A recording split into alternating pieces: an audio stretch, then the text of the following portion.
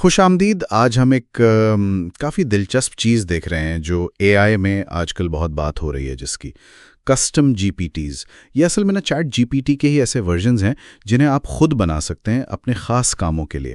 اور مزے کی بات یہ ہے کہ وہ اس کے لیے کوئی کوڈنگ وغیرہ نہیں چاہیے. جی بالکل، مطلب کوئی بھی صارف اسے اپنی ضرورت کے مطابق ڈھال سکتا ہے. ہمارے پاس جو گائیڈز اور مضامین ہیں وہ یہی بتاتے ہیں کہ یہ بنتے کیسے ہیں، ان کے لیے اچھے پرومپٹس یعنی ہدایت کیسے لکھنی ہے، اور ان کے فائدے کیا ہیں، یا کہہ لیں کہ کیا حدود ہیں. تو آج کا مقصد یہی ہے کہ ان کسٹم جی پی ٹیز کی بنیادی باتیں سمجھ آ جائیں. یہ کام کیسے کرتے ہیں، بنتے کیسے ہیں، اور کیا خیال رکھنا چاہیے. تو چلیں اس کو تھوڑا کھولتے ہیں.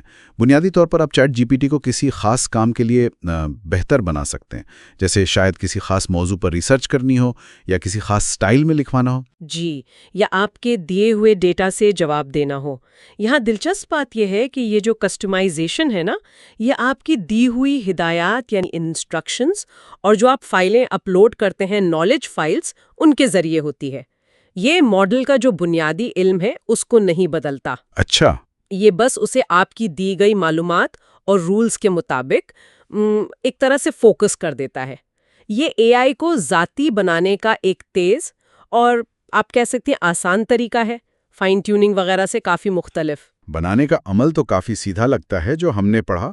مطلب جی پی ٹی پلس یا انٹرپرائز والے جو ہیں وہ جی پی ٹی بلڈر استعمال کر سکتے ہیں.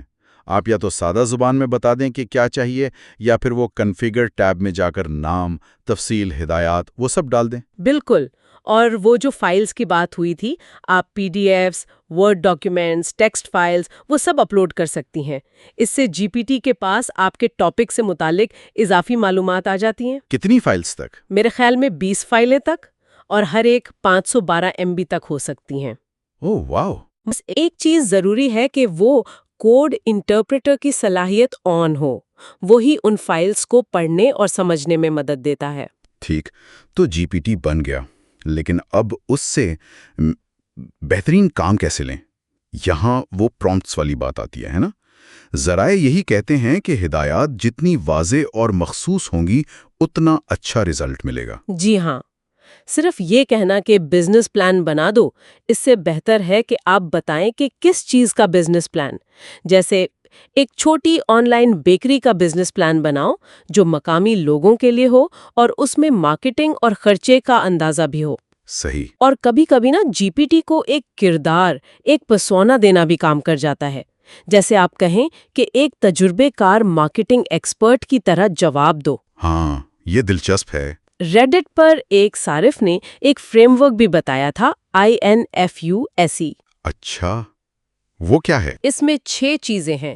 آئیڈینٹی یعنی جی پی ٹی کیا ہے، نیویگیشن مطلب کن اصولوں پر چلے گا، فلو یعنی بات چیت کا انداز، یوزر گائیڈنس صارف کی رہنمائی، سگنلز مخصوص اشاروں پر رد عمل، اور اینڈ انسٹرکشنز یعنی آخری ہدایات. یہ پرومپٹ کو زیادہ منظم بنانے میں مدد دے سکتا ہے. جیسے آئیڈینٹی میں آپ بتاتے ہیں کہ وہ ایک ایکسپرٹ ہے یا دوست، فلو میں اس کا لہجہ طے کرتے ہیں. چھوٹی چھوٹی باتیں ہیں لیکن فرق ڈالتی ہوں گی. تو ان سب باتوں کا خلاصہ کیا ہے؟ یہی کہ کسٹم جی پی ٹیز لوگوں اور کمپنیوں کے لیے اے آئی کو اپنے کاموں میں لانے کا ایک نیا آسان طریقہ ہے.